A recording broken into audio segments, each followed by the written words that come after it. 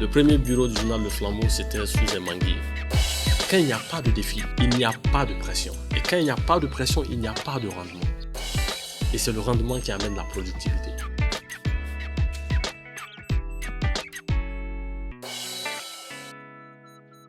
Journaliste, réalisateur, directeur du groupe de médias de production audiovisuelle Arc-en-Ciel, réalisateur, scénariste de la série télévisée Bamako News, diffusée sur l'ORTM Africa, une série d'éducation citoyenne qui capitalise aujourd'hui 3 millions de téléspectateurs réguliers, directeur de publication du journal quotidien Bamako News, diffusé sur les réseaux sociaux, du site web bamakonews.net. Parallèlement à ça, je suis communicant depuis 10 ans dans les cabinets ministériels. Tout cela est parti du journal Le Flambeau. Le Flambeau que nous avons lancé à l'époque en première année de faculté. Nous, quand nous partions à l'université, nous n'avions pas deux options dans la vie. Quand je venais d'avoir mon baccalauréat, ma passion c'était le journalisme. J'avais pas deux passions. Journalisme.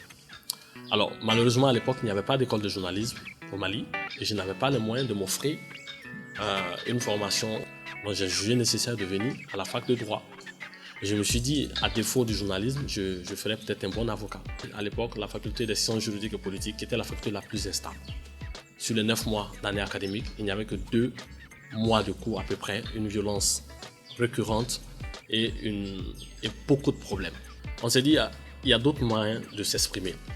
Parce que ces étudiants qui s'exprimaient par la violence n'avaient pas d'autres alternatives. On s'est dit, il faut créer un autre moyen qui nous permet de communiquer, de nous faire entendre. C'est comme ça que nous avons créé Le Flambeau, avec d'autres étudiants qui partageaient la même passion pour le métier de journaliste et pour le métier de communicant. C'est comme ça que nous avons lancé Le Flambeau. Le premier bureau du journal Le Flambeau, c'était sous un manguier. Les premiers numéros, c'était des éditions murales. On n'avait pas d'argent pour imprimer. Alors, qu'est-ce qu'on faisait? On avait un papier Padex où on écrivait l'information. On écrit l'information et on l'affiche. On a 10 panneaux comme ça que nous affichons. Et il fallait voir des centaines d'étudiants qui se relayaient rien que pour suivre l'information.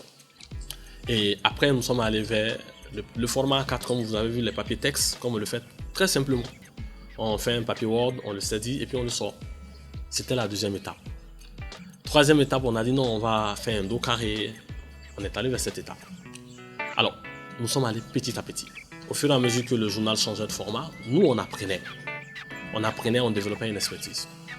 Et au bout de la 3e année, le journal était un journal, comme tous les autres journaux qui existaient dans les kiosques.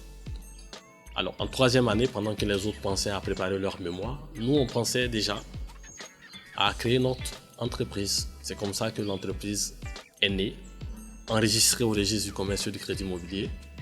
Et tout est parti de là. C'était pas évident, mais nous sommes partis de rien. Aujourd'hui, nous sommes dans notre propre local. L'agence représente 26 agents à plein temps. Autant de passionnés, autant de fous que moi. Nous sommes diversifiés sur 3 secteurs. Les médias, la communication à travers tout ce qui est événementiel, la stratégie et tout ce qui s'ensuit, et le cinéma. Et aujourd'hui, stratégiquement, nous travaillons sur ces 3 pôles. Le jour où vous verrez un travail que vous êtes capable de faire sans qu'on vous paye, c'est ça votre passion. Le jour où vous vous sentirez à l'aise dans un travail, malgré la pression, malgré les difficultés, vous prenez du plaisir à y aller, c'est ça la passion. Et moi aujourd'hui je suis dans mon monde. Et sincèrement, je n'ai pas l'impression de travailler. Je n'ai jamais eu l'impression de travailler. Parce que c'est ma vie. Ça n'a pas du tout été facile. Nous nous sommes cassés la gueule à maintes reprises. Mais ce qui est beau, à chaque fois qu'on tombait, à chaque fois qu'on commettait une erreur, on apprenait de ces erreurs. On capitalisait ces erreurs et on les transformait en opportunités.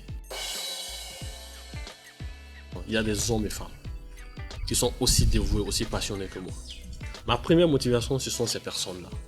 C'est ce collaborateur qui, après une semaine continue de boulot intense, 24 heures sur 24, quand on finit ce projet, et le lendemain, il m'envoie un message, me dit que bon, les nuits blanches lui manquent. Il faut que je sors rapidement un projet qui puisse le faire passer de nouvelles nuits blanches.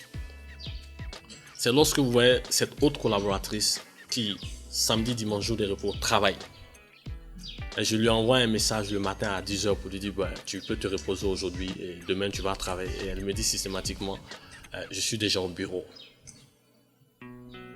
C'est cet autre collaborateur qui, quelle que soit la nature du projet, et lui c'est le plus fou, quelle que soit la nature du projet, quelle que soit la force du boulot, il ne vous dira jamais on ne peut pas. Quel que soit le boulot, il prend l'engagement. Deuxième motivation, si vous voulez, c'est la responsabilité qui pèse sur mes épaules. La responsabilité est telle que je ne dois pas, moi, flancher, quelles que soient les difficultés. Plus les charges sont énormes, plus la pression est grande, plus les défis sont colossaux, mieux nous nous construisons, mieux nous nous renforçons. Il y a une dimension porte le Mali qui inspire toutes nos initiatives. C'est pour dire à tous ceux qui veulent entreprendre de ne pas avoir peur des défis. Parce que quand il n'y a pas de défi, il n'y a pas de pression. Et quand il n'y a pas de pression, il n'y a pas de rendement. Et c'est le rendement qui amène la productivité.